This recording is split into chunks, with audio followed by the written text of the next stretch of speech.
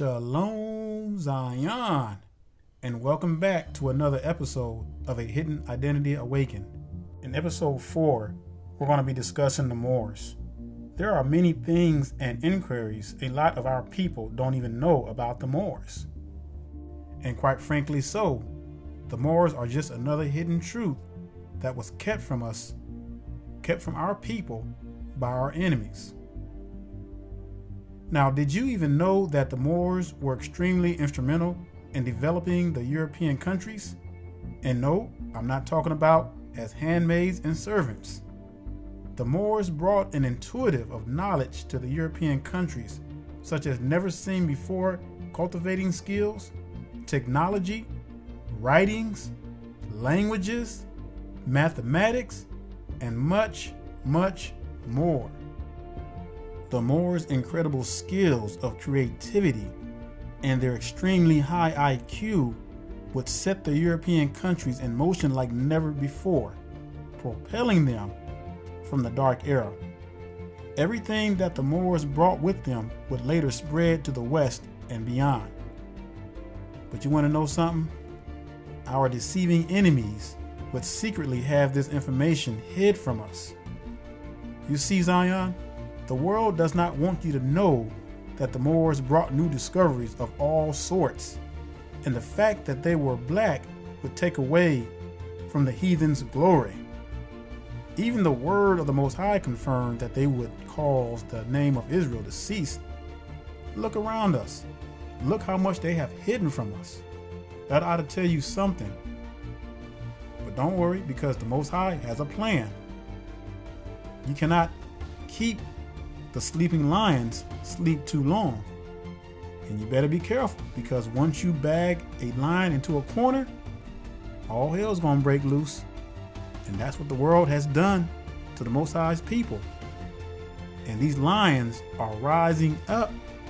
Go ahead and grab your Bibles and turn to Psalms 83, because I'm going to show you what our enemies have been doing to us for thousands of years. And let's start with verse 2. It says, "For lo, thine enemies make a tumult, and they that hate thee have lifted up the head." Now, doesn't that sound familiar? What it said in Matthew and Mark, that we will be hated among all nations? Let's continue. Verse 3. "They have taken crafty counsel against thy people, and consulted against thy hidden ones." Who have been hidden? We have. The Most High's people have been hidden ever since they fled from Jerusalem in 70 AD. We have been a hidden people. And now the Most High is revealing his people. He is awakening his people all over the world, and no one can stop it. I mean, no one. And no one can debunk the Spirit of the Most High. These dry bones are awakening. Let's go to verse 4. "They have said, Come, and let us cut them off from being a nation." Do you hear this, Zion? Do you understand what this verse is saying? Let's read that again. "They have said, Come, and let us cut them off from being a nation, that the name of Israel may be no more in remembrance." Now, this is profound, because this is prophecy being fulfilled right before our very eyes. And for thousands of years, our enemy have consulted to try to cut us off and to try to have our name not remembered anymore. But all their follies have failed. All the trillions of dollars they spent in media, religion, all manner of stuff, the music industry, all failed. They can no longer hide our identity. The gig is up. Let's look at verse 5. It says, "For they have consulted together with one consent. They are confederate against thee.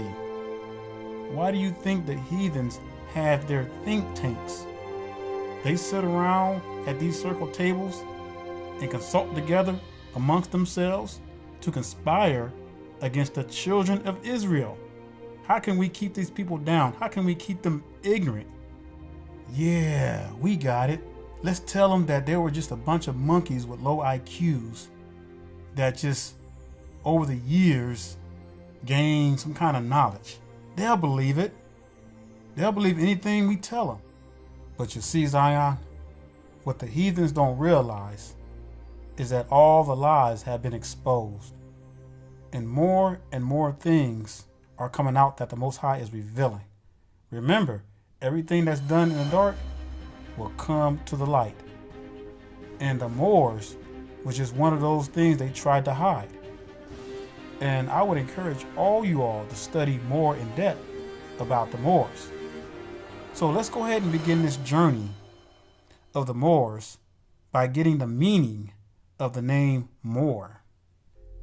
Variants of the term Moor have been used by many Europeans since ancient times as a general description for the indigenous Africans.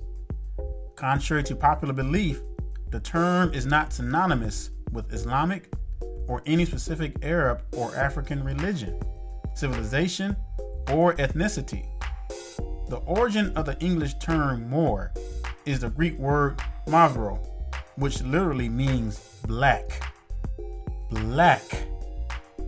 Blackened or charred, and has been long used to describe black or very dark things such as Mavri Thalassa, which refers to the Black Sea, or Mavri Spilya, which means black cave.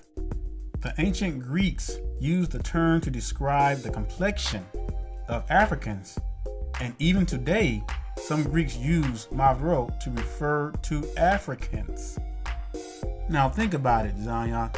The word Moor is not a people at all. It's a color, plain and simple. Now, if we were living during those days throughout Europe, we simply would be classified as Moors or Moorish. Now, we know that not all blacks are Israelites, but however, there are those classified as Moor who were Hebrew descent.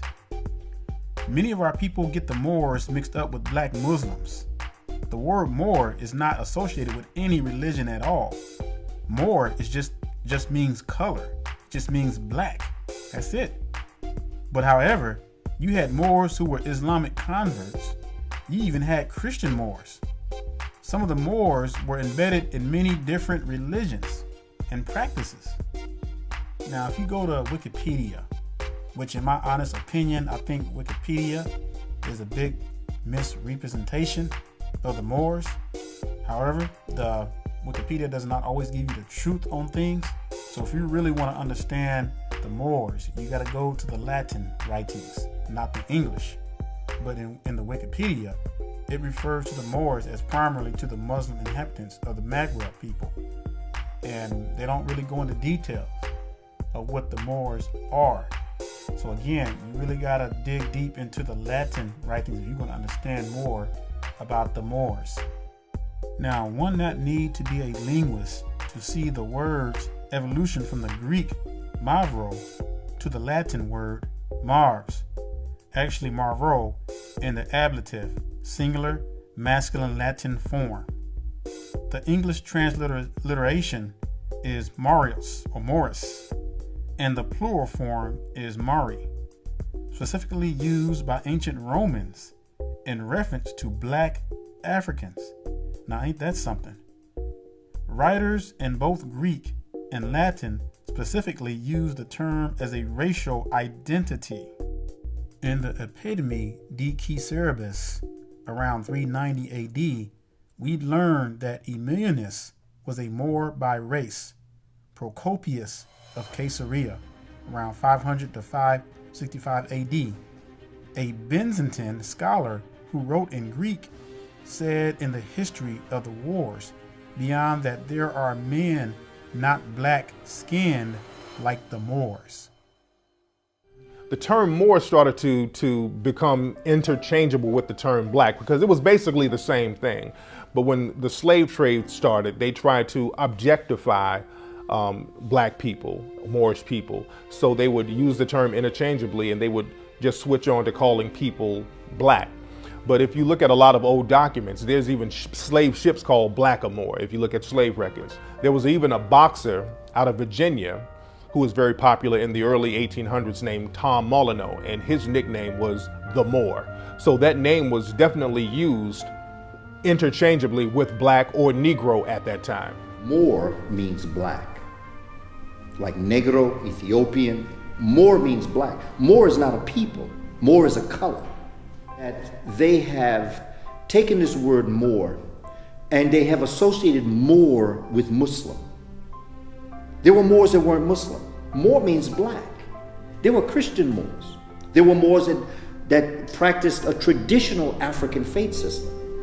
So that Moor means black, simple. When the Moors went into Europe, they changed the appearance of the population. Do you see? So you have Italians, Spaniards being darker than the Scandinavians. A Scandinavian person told me that they never considered the Italians or Jewish people to be white. Do you see? Because the lighter people are further north. When I went to Europe, I would always look at pictures and I would always see a Moor, and sometimes I would see like a skull and bones. And many of the Moors would have a skull and bones flag. That's what pirates are known for. There were many Moorish pirates. There was even a Barbary War where the U.S. was fighting Moorish pirates up in North Africa and the Barbary Coast. And there's even a secret organization called the Skull and Bones. And we know that Masonry comes from Moorish science. So there's always a connection there with the Moors. And it's important that as we begin to develop an understanding of this society, that it's not Freemason as we know it. And that the Moors brought in this knowledge into Europe. Africans brought this knowledge into Europe. And in bringing this knowledge into Europe, the Knights Templars and other organizations were born out of this. And peoples of European descent were exposed to alchemy, okay? The periodic table of elements, the laboratory, how to take information, how to take elements and atoms, and to begin to manipulate them to make them into different types of molecules. The basic one is hydrogen, 2 hydrogen is helium, 3 hydrogen is lithium, 6 is carbon, 8 is oxygen. So you have this alchemy that's going to come, and they're going to begin to study, they're going to begin to learn, they're going to create societies that's going to develop an understanding. This is going to be what eventually is going to become Freemasonry, because only a select group of people in Europe is going to be exposed to this information. But the secret of Masonry, of who we really are, the Moors, is being here on this land, this particular land. Because it was called, in many names, you had Turtle Island, that we called it, or Tula, or El Morak, the different terms that we had. And the original map of America was written by a guy named Idrisi. The original map was written in Sanskrit. Antarctica was actually mapped by a Moor. And most people don't know it was mapped by a Moor. And they have old topographical evidence of old maps of Antarctica. That's why the Nazis fled there, because they knew that there were places there under the ice that they could actually inhabit and hide. Now, the brother at the beginning mentioned that there were slave ships that were named after the Moors. And now if you do a study and you look up all the different names of the slave ships, you're going to find out that there's tons of them. I mean, tons of them. And I remember reading about this stuff when I was growing up, about the different names of the slave ships. And there were so many. And you can't tell me that these other nations were benefiting off our people. I mean, they were making good off of our people. Why do you think the colonizers were racing to America? Get it? Racing to America? It wasn't about no religion. It was about get all you can get with all the black free labor you can get. That's what it was all about. That's what the rise of America was all about. But nobody wants to talk about that. Instead, they lie to us and they tell us that the reason why the colonizers came over to America was because of religious persecution. But nothing could be further from the truth. These colonizers had slaves. The presidents had slaves. You can't tell me that these folks were just coming over here just to be coming over here to America for a better life. Yeah, it was for a better life, along with all the free black labor they can get. That's what it was all about. And see, that's why you're not going to see this in the history books, because the world hates the truth. Now, there was someone else mentioned in this clip by the name of Tom Melano. Now, he was a boxer in the early 1800s, and it was mentioned that his nickname was the Moor. So I took the liberty to look him up because I wanted to see for myself if his nickname was really the Moor. So Tom Melano, he was born around 1784 and he died in 1818. And he was a very well-known boxer, a bare-knuckle boxer during that time. So as I was looking him up, lo and behold, I came across an article that said Tom the Moor Melano. I was like, wow, okay. So it made me a believer. And there were other references that I looked up that showed that his nickname was the Moor. But you know, this is the kind of stuff that you don't hear about. This is the kind of stuff that no one tells you. And all these years, nobody will ever tell you this kind of stuff. Nobody will ever tell you this kind of stuff in your schools, your universities, your churches, definitely not. But you know, it's just amazing how much information can be hidden from us. And now all this stuff is starting to come out. More and more stuff. There's still a lot of things that the Most High is constantly revealing to his people that was hidden from us. And I'm telling you, as we get closer and closer to the end, the Most High is going to bring more and more to the light. So what I want to show you now is a clip by a man named Dr. Ivan Van Sertima. He's a well-known lecturer for his time, and he gives some very important points regarding the Moors. Now I want you to pay close attention to what he has to say. Now this clip is very long, so I don't have the whole clip. I'll leave the link at the bottom of the comment section. But I took bits and pieces because I really want you to see the importance that he brings out in reference to the Moors. You're going to see in this clip that many of the Moors were Islamic converts, and that was because of the heavy widespread of Islamics, especially throughout Europe and Africa. But that still don't take away from a lot of the Moors' Hebraic descent. So pay close attention and watch the points that were brought out, and then we're going to come back and discuss some things. And so let me read a little bit about Ivan in a method of introducing him.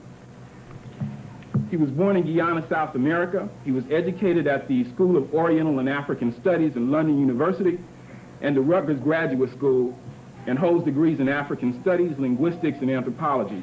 He's a literary critic, a linguist, and an anthropologist, and has made a name for himself in all three fields. As a literary critic, he's the author of Caribbean Writers, a collection of critical essays in the Caribbean novel. He's also the author of several major literary reviews published in Denmark, in India, in Britain, and the United States. He was honored for his work in this field by being asked by the Nobel Committee of the Swedish Academy to nominate candidates for the Nobel Prize in Literature from 1976 to 1980. And as a linguist, he has published essays on the dialect of the Sea Islands of the Georgia coast. He is also the compiler of the Swahili Dictionary of Legal Terms. Now, many of you probably say, I didn't know anything like that existed. Based on his fieldwork in Tanzania, in East Africa in 1967. He's the author, as you probably know, of They Came Before Columbus, The African Presence in Ancient America, the most comprehensive and thorough book of its type currently available. It was published by Random House in 1977 and is currently in its 10th printing. It was published in French in 1981, and in the same year was awarded the Clarence L. Holt Prize, a prize awarded every 2 years for work of excellence in literature and the humanities relating to the cultural heritage and the African diaspora. Professor Van Sertima is the associate professor, or is an associate professor, of African Studies at Rutgers University in New Jersey, and editor of the Journal of African Civilizations. I could say a lot more, but I'm just going to introduce him, and instead of introducing him as Ivan Van Sertima, I'm going to introduce him as Ivan the Great, because that's what I think he is.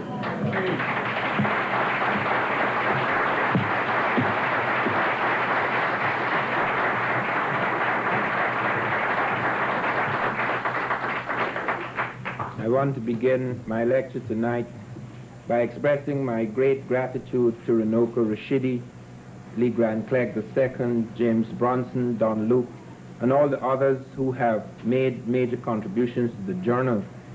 One of the things that became very obvious to me when I completed They Came Before Columbus was the fact that one was very much alone. This is how I felt for many years.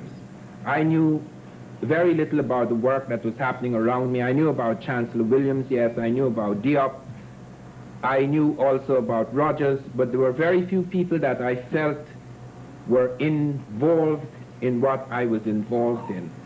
Many of the articles I had read, many things I had seen around me were not involved in any serious, in-depth study of African contributions. It was merely enough to make a mention, something that was tantalizing, something that was provocative, but very seldom proven with a heavy body of authorities. What I am extremely pleased about is that there has arisen since 1977, the publication of my book, a whole school of scholars. Men like Rashidi, who is the first person who has edited one of the journals, the last issue, African Presence in Early Asia, and I'm extremely grateful for that, because Asia is one area in which I have done very little research, and without Rashidi's assistance, that journal would have been impossible. It is very important to know this, that we are involved not in any individual thrust, we are involved in a collective crusade. This is a crusade that involves us all. There is a spirit alive in the world. One sees it as one goes out of this country. I saw it in England. I remember many years ago, about 8 years ago, when I visited England and I saw my younger brother, and I took to him a copy of They Came Before Columbus. I had just completed it, and I gave it to him as a Christmas present, and he was very annoyed. He took it and threw it across the room. This was a man I had not seen for 10 years. And he said, "You spent 10 years studying Africans? I know they hunt lions, they're rather brave, but what else?" That is the colonization of the imagination to which we were subject. Suddenly I was brought back over 10 years. I had not realized the vast distance I had traveled in my head. I had come back to another planet of the mind. To hear my brother speak, I knew, because I was educated like him, I was trained like him. In fact, I had gone further in the betrayal of the black race than anyone I know, because I was as anti myself as anything could be. I mean, when it comes to the colonization of the imagination, I was the perfect model. I was the perfect blueprint of the British. There was a phase of rebellion which was extreme. In fact, I was one of the people who was mentioned in a white paper in the British Parliament as being viciously anti-white, anti-British. Years afterwards, I wondered if it was the same person. I had become so tamed by the misfortune of that period that I had promised never to open my mouth again against the empire. It is quite clear that I did not keep that promise. However, when I went back to England in January of this year and Sheikh Anta Diop appeared on the same platform with me, that was a new England. There was my brother sitting in the audience listening to me for the very first time with tears in his eyes. He could not recognize the man who was his own family. And there underwent a conversion. And this is the sort of thing that I'm talking about, conversion. That we are involved in a crusade that is as serious as the crusade of Christ or the crusade of Muhammad. A crusade that alters consciousness. A crusade that is almost religious in terms of its intensity and in terms of its impact and effect. One can actually change the mind of the world. Only history can do that. We cannot do that by being overwhelmed constantly by the living present, because the present is only a fragment of reality. It is truly said that reality, appearance is seldom reality, and reality seldom appears. And the reason why reality seldom appears is that you have to make reality. Reality is the evocation of a wholeness. A wholeness must contain the past aspects of the living present and have shadows stretching out towards the future. This is what we are trying to do. And you can only do it by reconnecting the past to the living present. The prejudices which we suffer today, the colonization of the imagination, the kind of blindness that exists in Western civilization is due to profound errors and often profound misrepresentations, deliberate conspiracies against the history of the African and the history of other peoples in the third world. What we are learning at this conference is tremendously important because we become aware through the work of these various scholars involved in this what lay at the very root of European civilization. I'll never forget Gandhi's statement when he was asked, "What do you think of European civilization?" And Gandhi said, "It would have been a good idea." Because truly, there was no proper civilization in Europe. The Greeks had nothing that we could boast about until they met the Africans in Egypt. And this is not speculation. The Greeks say so themselves.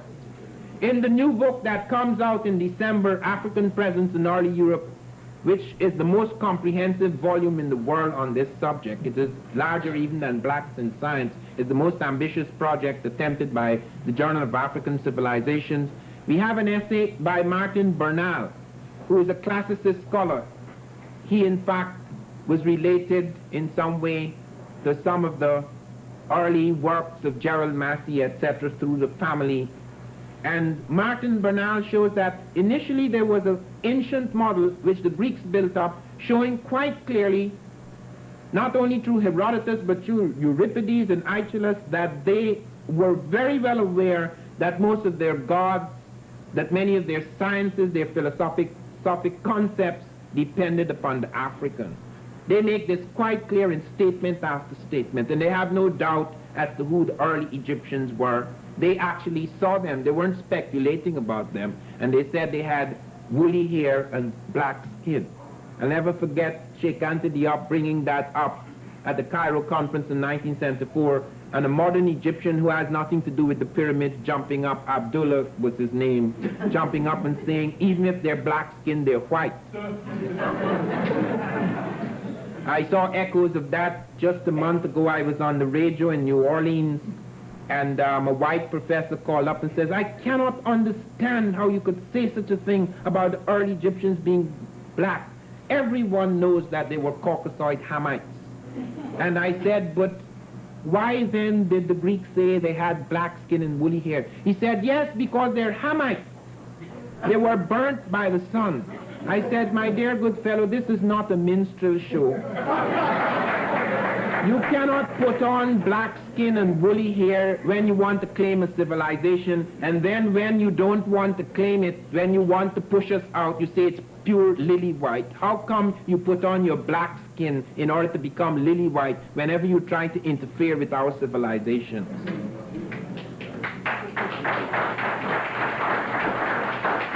He was not aware, and this is a professor who should know something about Egypt. He spoke so eloquently about Egypt. He was not aware about of Tarseti.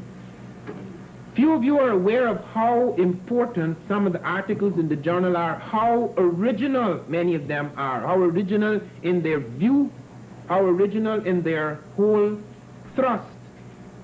There are gentlemen who come to our lectures sometimes. For example, I was speaking on Saturday to a completely white audience, our professors and others belonging to the Early Sites Research Society. And I was talking to them about Egypt because they know a lot about Egypt, but they think the Egyptians are white.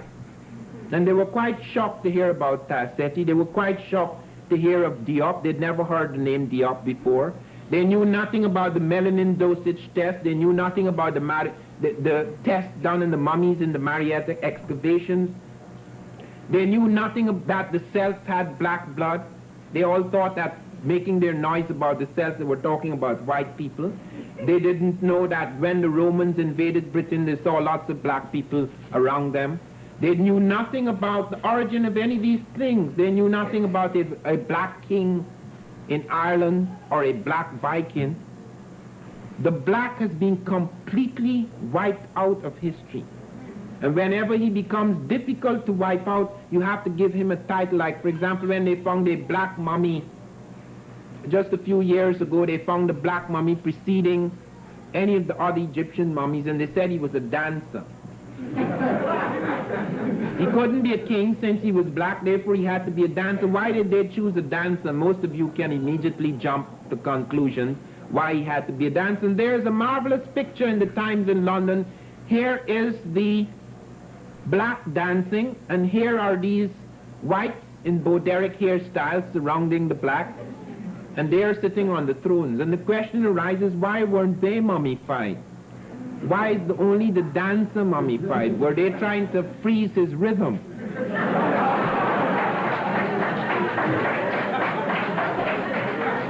These absurdities do not appear as absurdities because you have a blindness in the eye of the world. And the same thing that happened to the Americans and the Egyptians happened to the Moors. When you talk about the Moors today, you're not talking about the Moors that went into Europe. You're talking about a mishmash of people with a whole complex of blood in the place they call Mauritania. Do not confuse the modern Moor with the ancient Moor. Some of them still are black. Do not confuse the modern Egyptian with the ancient Egyptian, though some of them are still black. Do not confuse the modern American with the ancient American, so some of them are still true Americans. This is why the historical thing becomes so problematic, because we have to constantly realize what we are talking about. The word is first used, it seems, by the Greeks. Moros means dark or black. And when the Romans invade West Africa in 46 BC, they speak of the West Africans as Mores, black people, from the Greek moros, dark, black. There are other origins of the word, mero leading to moro, etc., so that you have sometimes the Ethiopian thing, the word for Ethiopians, which is Ethiops, Greek also, burnt skin, the word for Moor, and at some time Ethiop and Moor being interchangeable for all black Africans. When Shakespeare speaks of the Moor, he thinks of him as a black African. Whether it is Othello or whether it is the figure in Titus Andronicus, he has accepted that the word Moor is the term for black African. You find in many cases in Europe where that word appears linked to a European name, you can go right back and find black ancestry down that European line. So the word is used originally to deal with black people. However, it becomes more confused as we go on. But the original Moors, the ancestor of the Moors, are the Garamantes.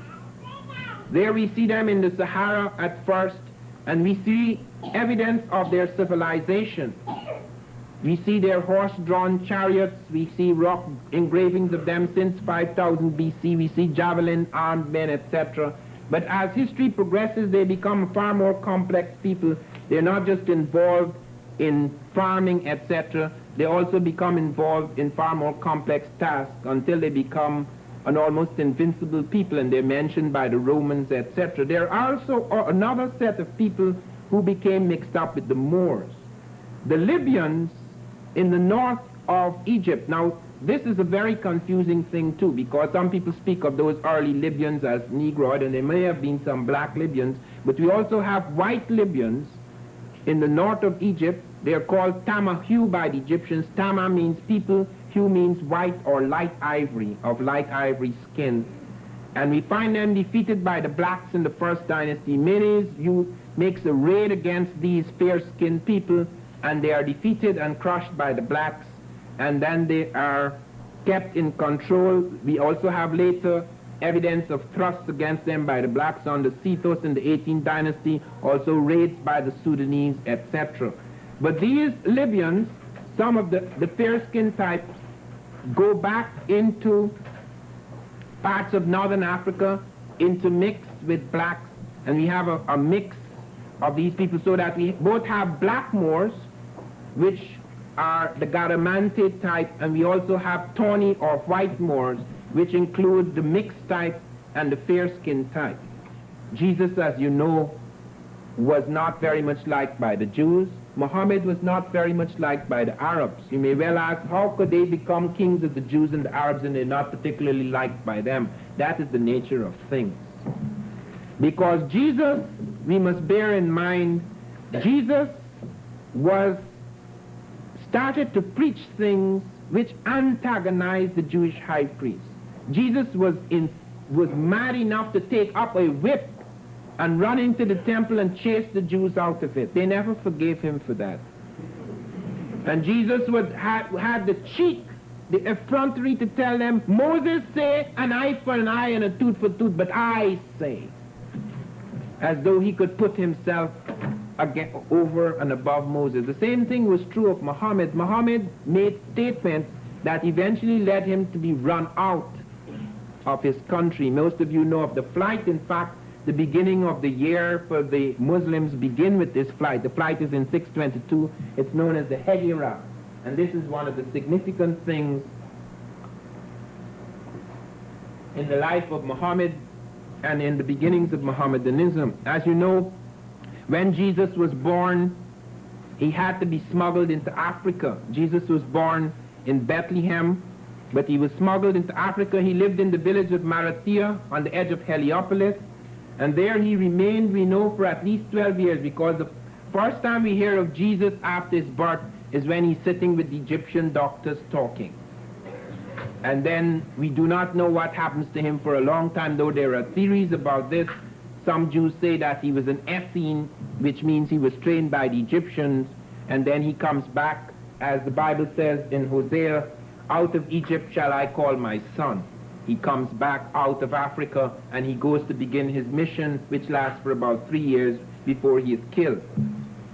I cannot, even though I'm dealing with the Muslim thing, I cannot leave Jesus alone at this point, because there are certain things that have to be understood.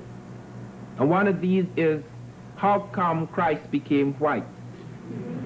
The only time Christ met white people was the day he was arrested, when the Roman soldiers came upon him. And the next time he had dealings with white people is when they were pushing the sword up in his side. Yet here he is, blue-eyed and blonde-haired, and his only encounter with Europeans are with policemen and soldiers. And it's very important to note that there is no harm, nevertheless, in representing God or what you conceive to be God in your own image. There's no crime in that. The Europeans had a perfect right to make Christ white, because once they were converted to Christ, fine. But don't go pushing it down other people's throats. That is the point. Don't come telling me about the white Christ, because the first physical representation of Christ is found on a coin of Justinian II. And when you look at him, he has African hair, he has the woolly hair, he has brown skin, he has a Semitic type nose, which you could find, for example, on the so-called, the thing they have in the Vatican, which they wouldn't allow to be carbon dated, but the Shroud of Turin. But it is quite clear that we are dealing with a type that is mixed, and which, as Edward Kennedy, to my surprise, pointed out to that bigot a few months ago, that if Jesus was in South Africa, he would be called a black, and he would be treated like a black. Muhammad transcends also the littleness of the people around him, so that these men represent, they're not to be seen in racial terms, they represent the very best in human consciousness, in human vision, the vision of the human, and they transcend race and sex. That is the reason why they became universal principles in the world. We are not to attack Christianity or to attack Islam because of excesses by Arabs or Jews, because that has nothing to do with the essential Christ or the essential doctrine of Muhammad. We have to go back to when it was a revolutionary doctrine, when it had the pristine quality that could transform the world, because men take anything and make it into anything. You have men on the slave ships writing beautiful hymns, Jesus, you lover of my soul, and they have blacks dying right under them while they're writing their beautiful hymns to Jesus. That has nothing to do with Jesus. As Marx once said, I am not a Marxist. Jesus would have said, if he saw what the Europeans were doing with Christianity, I'm not a Christian. So we have to distinguish the church from the religion, because the church does not necessarily follow the tenet, the revolutionary tenet, the revolutionary spirit involved in religion, because Jesus was a rebel. He was fighting European imperialism of the Romans as we are fighting imperialism today. He was crucified, however, not because of that opposition, because they did not take him seriously. He had not yet begun to affect, until his death, he had not yet begun to affect that Roman. What the people who made sure that he was crucified are his own people. One only hopes that that is not a prophecy of what will happen to some of our leaders, because very often it is that the vision and consciousness of people can become so limited that in their stupidity and blindness they destroy that which can save them.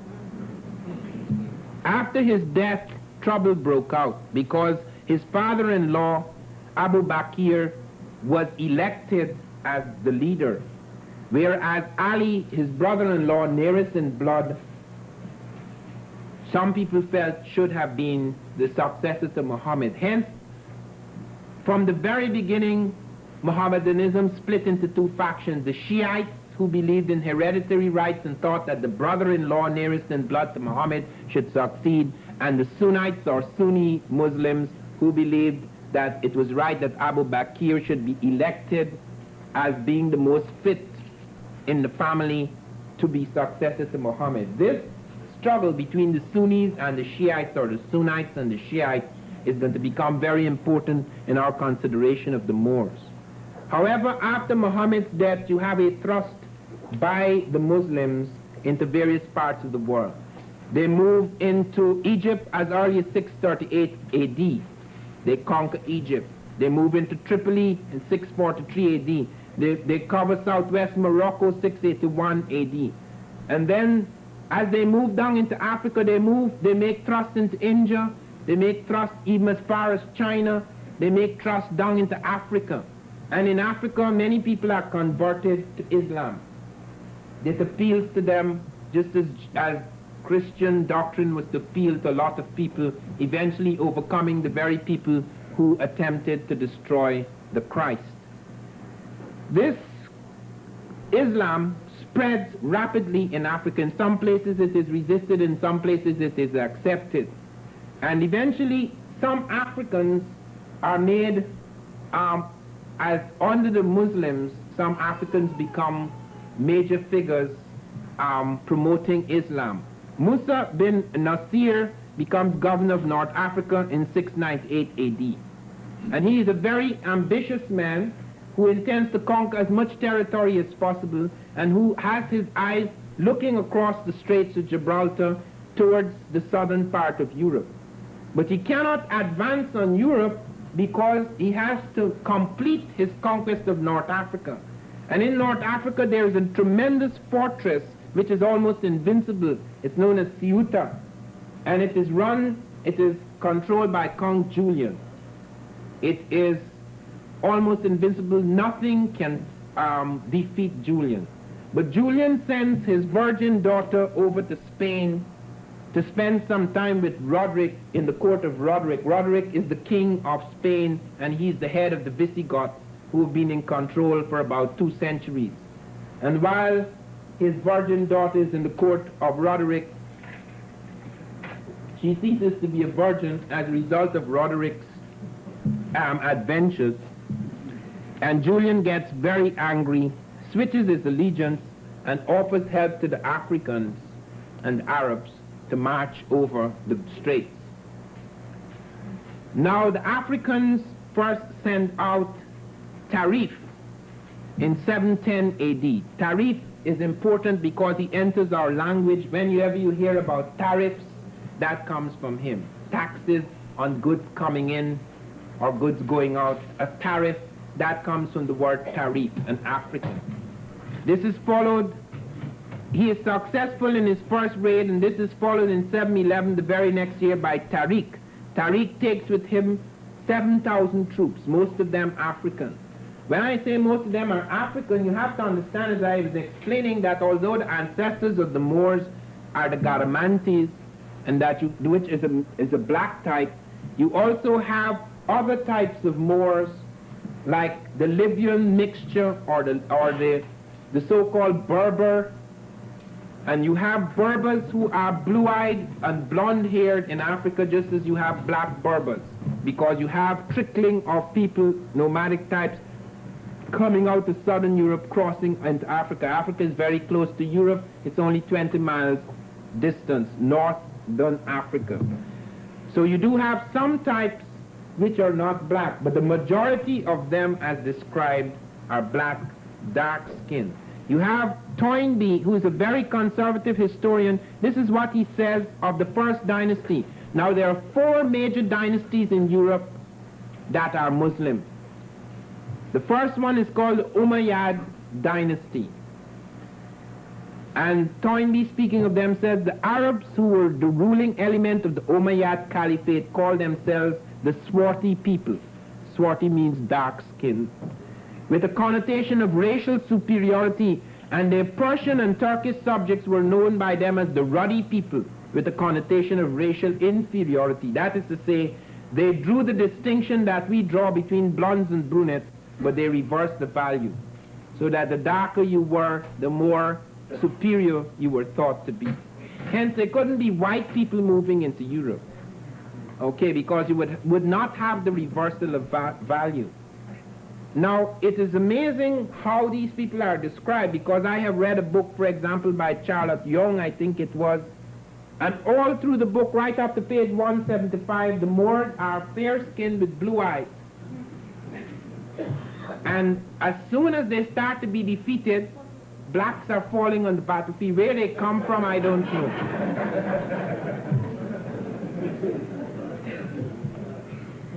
As I said, it is a mystery that they are so absent in life and have such a great presence in death. The movement, the first dynasty is known as the Umayyad dynasty. It is a Sunni dynasty, and they rule Spain from 715 to 750. By the way, I have to point out to you that this thrust did not only overcome Spain, it also took parts of Portugal. And during the years 715 to 750 AD, you have movements which continue, which take over parts of France, like Lyons, Macon, Chalon-sur-Saône. All of these places are taken over by the Moors. So you have a big chunk of Europe, what is known as the Iberian Peninsula, that are taken over by black troops, and Arab types which are both black, as well as a few of them being fair-skinned types.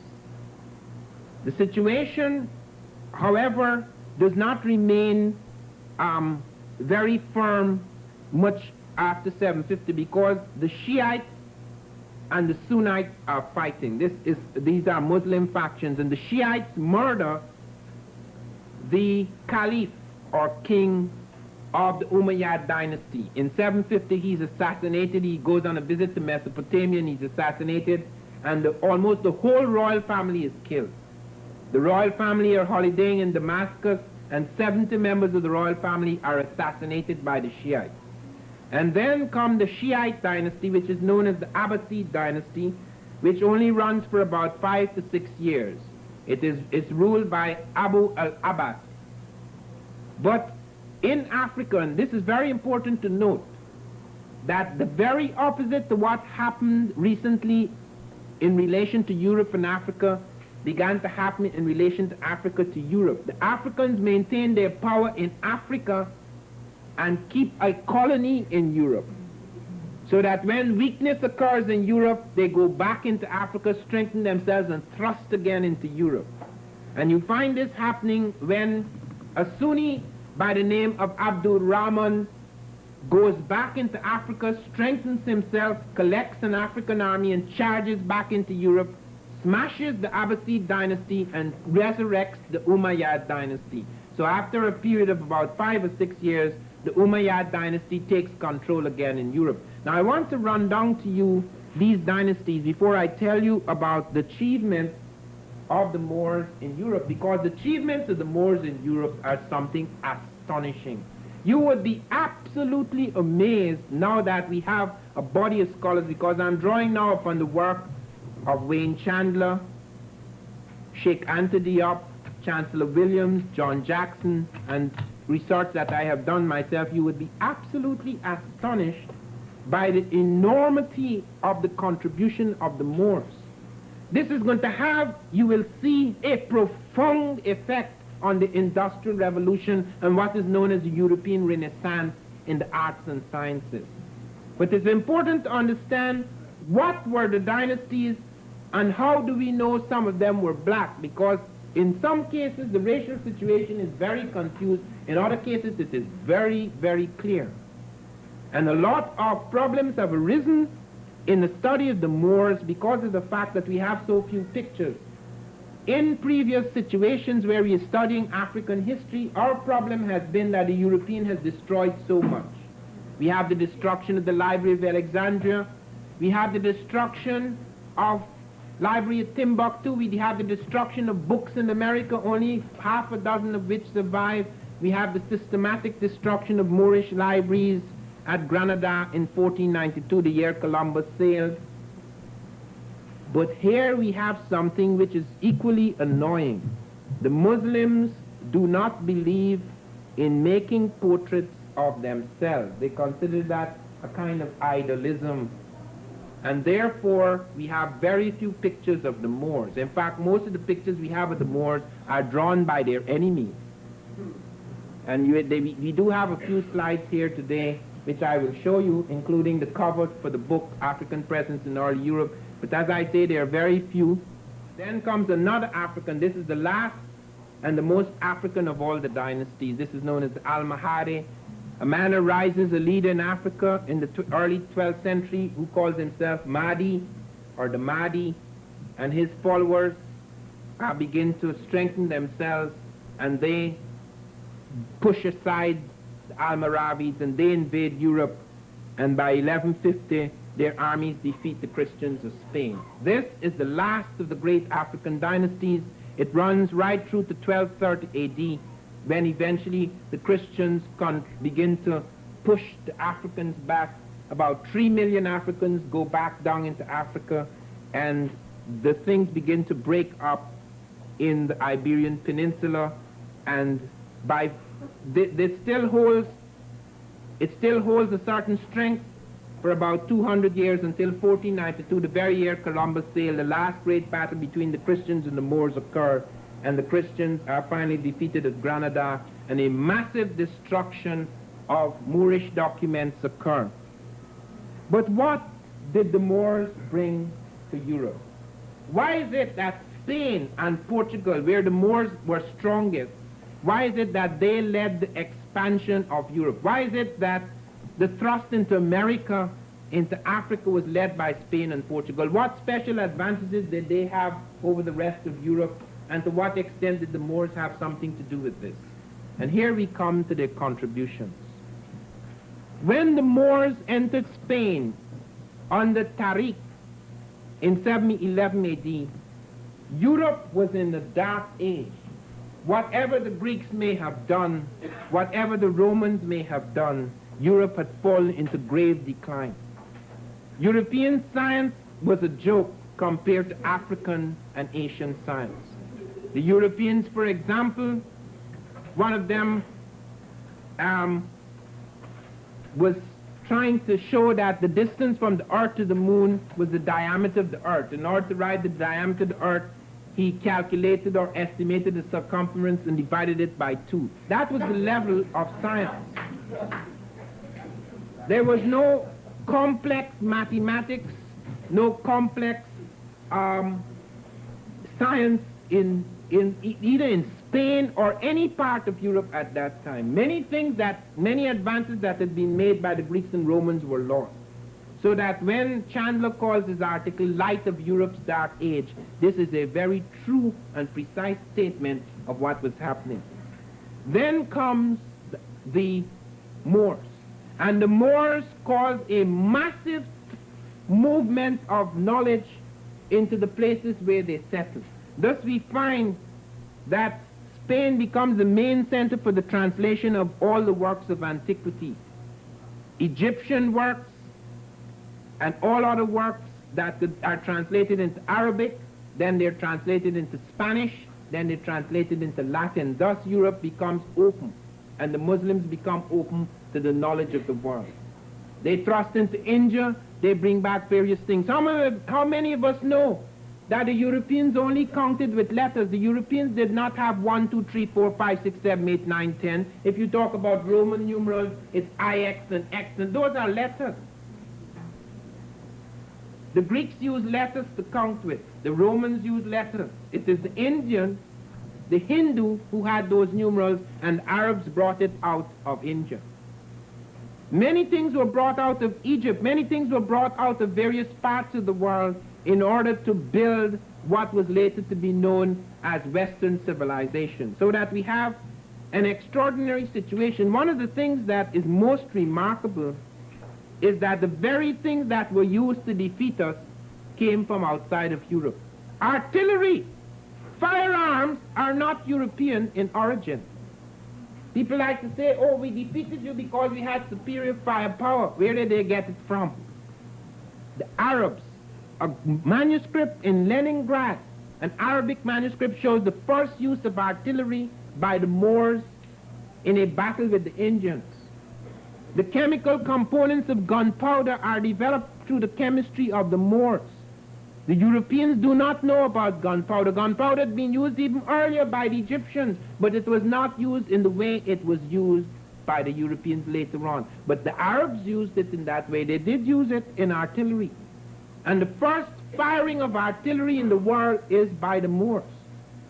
And the first use of gunpowder in that context. And the ships were so absolutely critical to the expansion of the European empire. Look at those ships. Take the caravel, for example, the Portuguese caravel. The Spanish caravel comes from the Arabic carabos, which comes from the pangalos, which is used on the Indian Ocean by both Arabs and Africans. The rudders, the special rudder, the four-cornered axial rudder, is found in China 206 BC, but long before it is found in China and brought by the Arabs, by the Moors into Europe, we find the prototype of that rudder lies with the Egyptians. The forerunner of the axial rudder is found among one of the Egyptian types of oars which operate in that way. We also find that many of the nautical instruments, the compass, the astrolabe, are not invented in Europe. They are brought in by the Moors from other parts of the world, so that Spain, where the Moors concentrated, became a center through which all of these things coalesce. That is the reason why Spain was able to make the first major thrust, and Portugal not because of any other special advantage, because when we compare what was happening in the rest of Europe, we are appalled. Let me, for example, read to you a passage of what was happening in one of the great centers of the Moors in Europe. In Cordova, the old packed Cordova, they found a city of 250,000 houses and 1 million people, when no city in Europe outside Moorish Spain had a population of 30,000. Its massive walls had a circuit of 14 miles and had 7 large iron gates faced with brass. Its streets were paved so soundly indeed that in some of them you tread the same stones today. Just as you cross the Guadalquivir on the same noble bridge, drained by large sewers, flushed with water from the many fountains which sparkled in the sun, and lit by lamps at night. It had 80,455 shops, besides 4,300 markets, and in these you could buy amber from the Baltic, Russian furs, Chinese tea, Indian spices, African ebony and ivory, and such native products in leather, metal, silk, glass, and pottery as could not be found elsewhere. It had 900 public baths. We are told that a poor Arab would go without bread rather than soap. and more than 1,000 mosques, the largest of which is still one of the architectural wonders of the world in spite of latest Spanish disfigurement. Its low scarlet and gold roof, supported by 1,000 columns of marble, jasper, and porphyry, was lit by thousands of brass and silver lamps which burned perfumed oil, the largest being 38 feet in circumference, containing 46,000 silver plates for reflecting the light. The exquisite prayer chamber, the unique pulpit, and the caliph's private section with floors of silver and gold-plated doors completed this wonderful monument of opulence and art. Some 5 miles along the broad road which led to it from the city, they would enter the most wonderful garden or park in the world. Engineers who had a skill that was unequaled until the 20th century so directed its water supply, note this, so directed its water supply that there were lakes, cascades, and superb fountains on every side, while every flower and shrub that would grow in Andalusia had been brought from the ends of the earth. This is what made possible the so-called European Renaissance. When we look at the arts and sciences, and that is something that is most remarkable, paper was introduced by the Moors into Spain. The windmill was introduced into Europe by the Moors. Gunpowder was introduced into Europe by the Moors. Artillery was introduced into Europe by the Moors. The nautical instruments like the astrolabe and the compass, the three-cornered or four-cornered axial rudder, the three-masted ships, all these were introduced by the Moors. Here we have claiming about all of this tremendous industrial revolution that came purely out of European genius. John Papademos, the Greek physicist at the Atlanta conference last year, pointed out to us that Newton, Isaac Newton, the greatest of European scientists, pointed to several things he got from the Africans. The heliocentric theory of the universe, the idea that the earth revolves and other planets revolve around the sun. When Newton said that, they thought he was a heretic. The Africans knew that long ago. He said that first atomic theory, and I'm talking about atomic fission now, the first atomic theory developed among the Africans. Newton said that. Several things he pointed to, and I discovered to my astonishment, a friend from somewhere, I don't know which part of America, sent me an article recently showing me that Newton was an Egyptologist. And that what Papademos was saying, that Newton had got through to this knowledge through Copernicus and Galileo and so forth.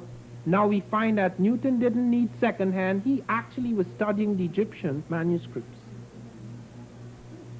While in the 10th and 11th centuries, all Europe could show scarcely a single public library, note this, and could boast of only 2 universities that were worthy of the name, there were in Spain at that same time, under the Moors, more than 70 public libraries, of which the one in Cordova alone contained 600,000 manuscripts.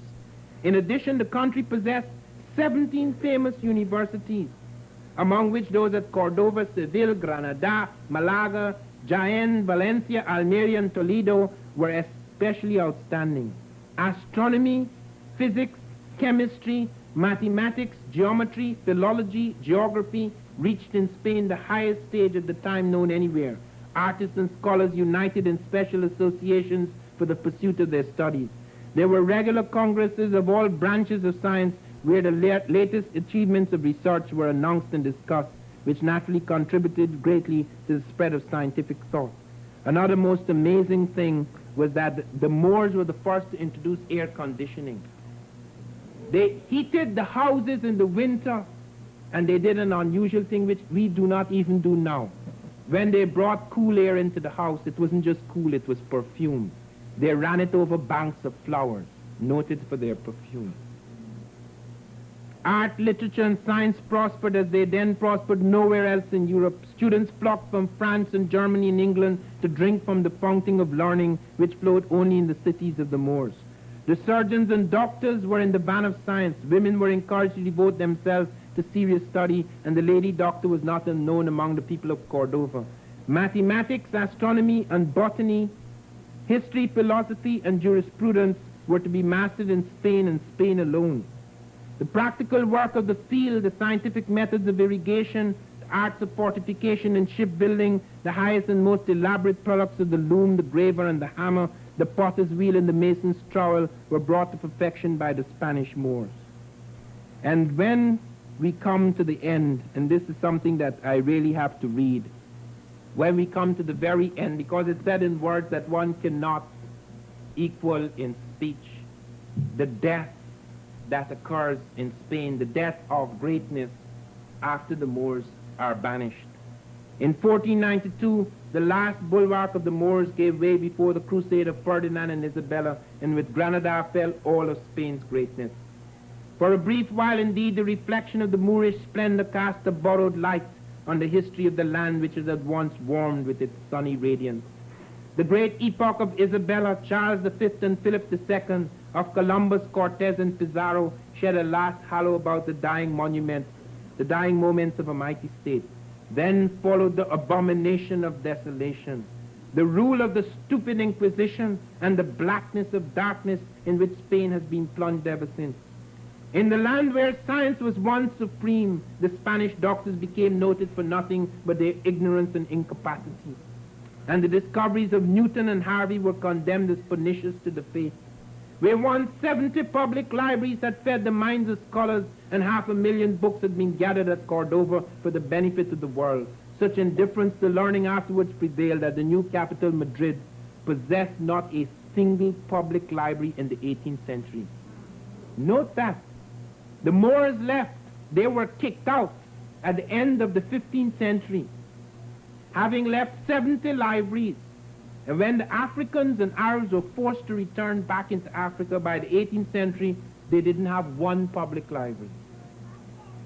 The 16,000 looms of Seville soon dwindled to a fifth of their ancient number. The arts and industries of Toledo and Almeria faded into insignificance. The very baths, public buildings of equal ornament and use, were destroyed because cleanliness savored too strongly of rank infidelity. Note that. Do you know it was a sin to smile, to show any kind of sensuality, laughter during the Inquisition in some of the courts? The land deprived of the skillful irrigation of the Moors grew impoverished and neglected. The richest and most fertile valleys languished and were deserted. Most of the populous cities which had filled every district of Andalusia fell into ruinous decay, and beggars, friars, and bandits took the place of scholars, merchants, and knights. So low fell Spain when she had driven away the blacks. Such is the melancholy contrast offered by her history. And this is by Stanley Lane Poole, by the way. So that we have here a range of things. We find the corrective eyeglasses first begin among the Moors. We find a whole range of sciences and a great number of scientists, too many to mention. One of the things I have done is to reprint an essay, Cairo Science Academy of the Middle Ages, by Lumpkin and Zittler, which shows you what was pouring out of Cairo and pouring out of parts of Africa and out of Asia into Europe as a result of this. And people often ask the question, well, why is it that the Industrial Revolution did not occur in Africa? I was speaking at the Massachusetts Institute of Technology a week or so ago to graduate students there and explaining to them the tremendous advances in science that occurred in Africa, the steel smelting, the astronomical observatories, the tremendous advances in medicine, Africans using aspirin, tetracycline, antiseptics, etc. before us, developing vaccines. And the question arose, why, since Africa had all of these things, why there wasn't an industrial revolution? Let me attempt to answer that question. Africa was extremely unfortunate in this respect, that it was not unusual that it should build its civilization in Europe, because the Greeks built their civilization in Africa. The British built their civilization abroad. They didn't build it in Britain, although Britain was eventually to profit from this. But the remarkable thing that happened in Africa is that Africa was attacked and weakened during a decline. It was attacked, rather, and invaded during its decline, the decline of one of its centralized empires. Everyone knows that in the movement of civilization there are periods of weakness. America had such a period of weakness at the height of the Aztec Empire, when the Aztecs had become extremely powerful and arrogant, had many dissident tribes. Cortez, with his ragged army of Spaniards, were able to walk through the Aztecs because of the fact that as he marched forward, since he was not immediately attacked, that is the mistake that was made by Montezuma, king of the Aztecs. Montezuma could not have avoided that mistake, because in the prophecy of the Aztecs, some sort of savior was supposed to arrive in 1519, a Quetzalcoatl was supposed to return. Stupid myth, but nevertheless, it had profound consequences. Because instead of attacking Cortez, when the Americans attacked Columbus's garrison, they wiped it out in one day. Columbus left the garrison after the first voyage. The Indians wiped it out in one day. The Aztecs could easily have destroyed all the Spaniards in 1 hour. But they allowed Cortez to advance unsure of his intentions, and by the time they were sure of his intentions, it was too late, because as Cortez advanced, he brought the dissident tribes along with him who wanted to get back at the Aztecs. Even as the Africans advanced into Europe under Hannibal, Europeans joined with the Africans against their own Europeans, because they wanted to get back at the Romans. And this is exactly what happened here. It's unfortunate, but you have a breakup after the breakup of the Songhai Empire, before Africa could catch its breath and build again, as it had built after Ghana, as it had built after Mali, build again a centralized empire that could have had the integrity to resist outside invasion, at least for a time, and to build something in its place.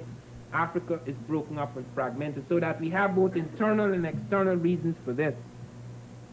The situation in Europe is that Europe profited not only from the Greek invasion of Egypt, it profited most from the Moorish invasion, because the African was unlike the European. He did not seek to destroy what he found. He gave without destroying what he found. The European did not give us that mercy. He tried to destroy the root of everything he found. It was not enough to introduce his kind of thing. He wanted to wipe out everything we had in our head. That is the reason why, even though slavery is over, we are still his slaves. He has tried to colonize this universe. He has tried to establish dominion over our thoughts, over our consciousness so completely that we do not even accept our own history when it's presented to us again. It seems like such a bizarre, strange, astonishing thing. I remember in January when I was in England, I was coming out, there was a vast audience. I was quite astonished. You would think we were at, it was one of the Beatles shows. And I was very startled by this, because the last time I had been to England, nobody wanted to listen to this stuff. Now they're listening, because they're on the edge of a grave crisis. And I was coming outside, and I met a strange man, and he said to me, "I am your family." This is exactly how he talked. "I am your family, and I'm ashamed of you. I'm a distant relative of yours, and I'm ashamed of you. You're fooling the black people. You know as well as I do that black people didn't do anything." He's about 60, 65, etc. Deep, deep sickness, which is very different from what I found when I was in Port of Spain. I was speaking to vast audiences stretched out into the streets.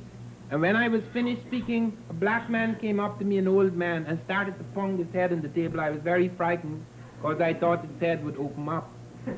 And he said to me, he started to cry, and he said, "I am so grateful. I am so grateful. This is the first day that I'm proud to be a black man." This is in his 60s. So we begin to realize that this reconstruction is absolutely vital to us. African history cannot be reconstructed like European history. Europe does not need this kind of intense, precise sort of research. That is why in Cairo, when the Europeans arrived, even the people who brought the Cairo conference together, they said only 2 people arrived prepared. The Africans, Sheikh Anta Diop and Theophilo Benga. The Europeans brought nothing. They expected to walk through like before. They expected everybody to repeat their cliches and accept it. Sheikh Anta Diop brought a truck full of books. And they couldn't get through anymore. because we have put a stop to that. A line is being drawn. A whole body of scholars are emerging now, a whole school, because this is the new crusade. We don't need firearms, because they're going to take the guns and turn it on themselves. What we need is the firepower of intellect. What we need is the ammunition of our history, the facts. We need the facts. We need to go back in our history and find once again the ground out of which we have come. We need to find these things so that we could set this whole place on fire. We could undermine the foundations of this civilization, because this civilization is founded on a lie.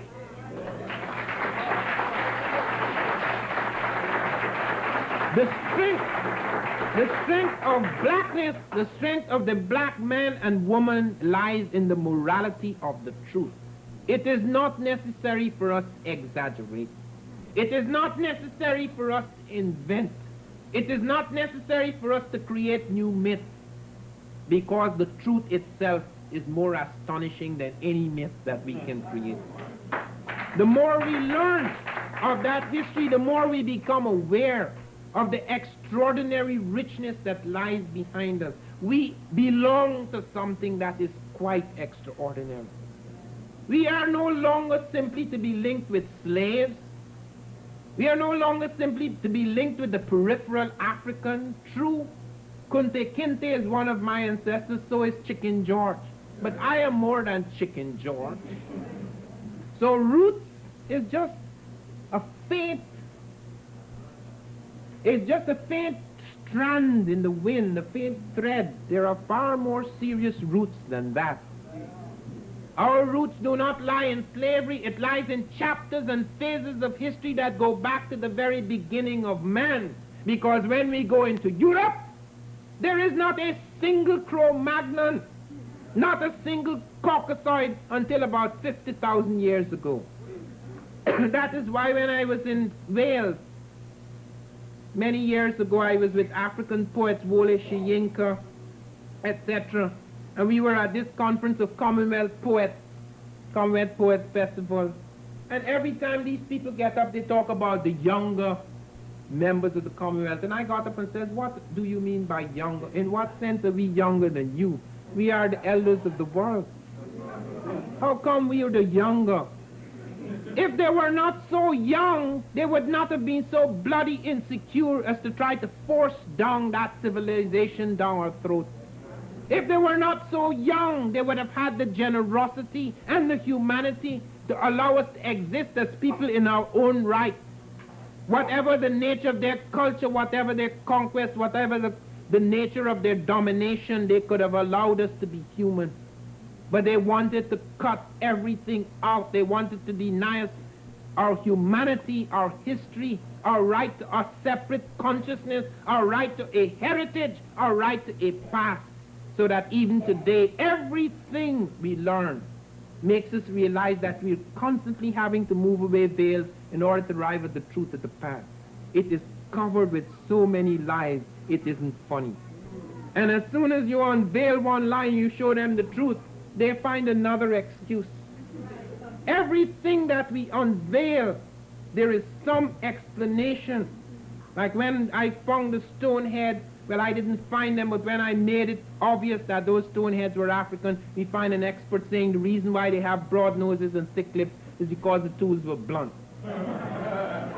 Every frivolous excuse is used by the establishment in order to establish, in order to maintain, in order to consolidate the basic untruths that lie at the foundation of this civilization. We cannot stay silent. There's a different kind of revolution. A revolution that is more serious than rebellion. Rebellion is an act in which someone rebels against a leader or rebels against a system in such a way that even though they may triumph, they remain within the system because their consciousness is ruled by that system. Revolution is more serious. Revolution is not just the victory, the rebellion and the possible victory over the enemy. Revolution involves thinking very differently from the enemy. so that when the defeat occurs, the defeat can even occur within the enemy. When the Jews, give them their due, when the Christian thing, through the Jews and others, when that Christian spirit began to undermine the Romans, all the value systems of the Romans were overturned. It wasn't just a question of a rebellion. Christ brought a revolution in consciousness. He made the little man important. When the Romans said to be great is to be rich, to be wealthy, to be powerful, Christ said, look at me, I'm not rich, I'm barefooted. I am not wealthy, I just have my shirt on my back. I am not powerful. I call myself king of the Jews, but my kingdom is somewhere else. This is where my kingdom is. This is my universe. Okay? That is what overturned. That is why when the Romans sat in that amphitheater, they thought they were all so arrogant they could laugh at the Christians, but when they saw the Christians walk straight into the mouth of the lion, something must have quivered in their heart. What strange people are these, that they could face the lions, and we who so rich and powerful would not dare. The laughter froze in their throats because they began to realize there was a new spirit alive in the world, a spirit so powerful that eventually it would undermine and overcome them. So that a strange conversion began in the very people who were seeking to destroy the Christ. So that something overturned them, so that his church was built right in Rome. This is what is going to happen here. You see it already beginning to happen in South Africa. Many of us despair because that is one of the darkest situations on this planet. Yet the strange thing is, would you have imagined last year South African businessmen going to talk with the rebel leader? Something is happening in here. Something frightening is beginning to happen in here. There reaches a stage in every civilization where its lies are so grave that they become glaring. They're no longer easy to cover up. This is part of it. Whenever you see so many facts begin to emerge suddenly when for years they have not been emerging, when you see we could stand in outer space and send down our eyes through the African earth and find things that we didn't find before, when you see within the last 10 years all of these things we thought never existed in Africa, which had already been dismissed, suddenly coming out of the African earth, we are aware that there is a different eye opening. There's a different spirit coming alive in the world. We are part of that spiritual movement, part of that revolutionary process, part of that change in consciousness, part of that crusade. Thank you very much.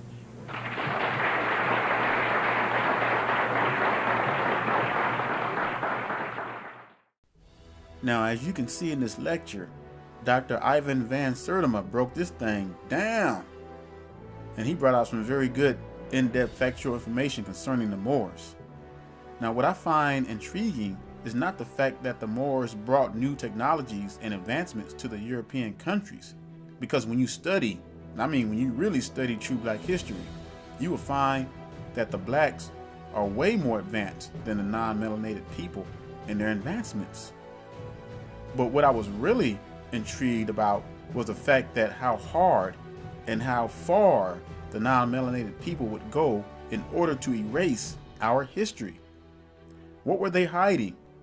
What were they afraid of? You know, like the Arab slave trade, the Moors are hardly ever talked about. Why is that?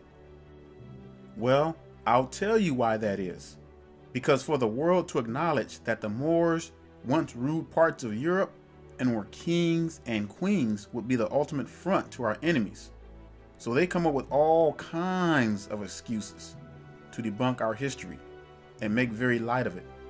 Now, you notice that I remember Dr. Van, he talked about that, and he mentioned every time that truth is unveiled about our people and something is discovered, here comes the heathens. They come right along and try to make up an excuse or try to debunk it. Oh, that's not true. That didn't happen. They try to put a white face with it. You know, and some of y'all look up the General Hannibal of Carthage, and you guys will be amazed. I think the History Channel did a series on that, and they actually had him as a black man. But if you watch some old movies, they got Hannibal of Carthage portrayed as a white person. Hannibal of Carthage was a black man, And his men slew over 70,000 Romans. That's when he gathered all the barbarians to rise up against the Romans. And it's something, but they're not going to tell you this in our history books. They're not going to share this stuff with you. And I'm telling you, it's getting to the point, Zion, where we have to really educate ourselves.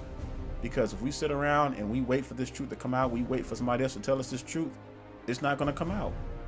You know, when you look at more generals like Tariq, and there were much, much more. And, you know, I used to always wonder, how come I didn't hear about the Moors until recently? How come I didn't know about these people? And I'll be honest with you, I never really studied, I never knew who the Moors were coming up in high school. I never knew who they were because it was never talked about. It was not in the history books. And it's just one of the many, many hidden truths that the world has kept from us.